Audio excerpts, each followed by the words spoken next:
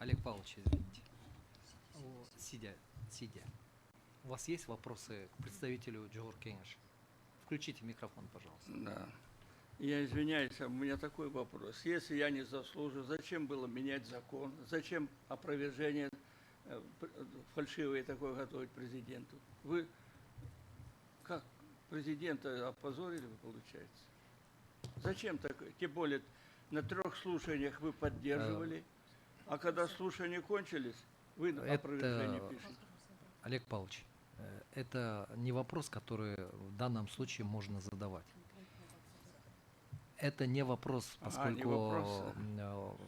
вы высказываете свое отношение к произошедшим событиям. Вы сформулируете вопрос конкретно, у вас еще будет возможность высказаться, если у вас есть еще что сказать, в рамках заключительного выступления, да, заключительной речи.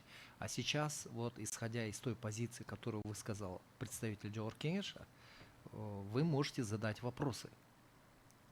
У вас есть вопросы? Или у вас есть только мнение?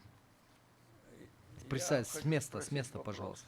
С места. У вас согласовано ваше выступление с министром? Какой министр?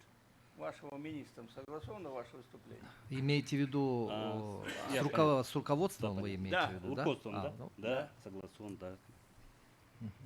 Нету больше вопросов? Спасибо. Микрофон выключите. У вас есть вопросы? Гульзина Мелсовна. Никак нет. Вопросов нет. Хорошо. Уважаемые коллеги, есть вопросы к представителю Джохор Кенеша? Присаживайтесь, Самат Кыштыбек.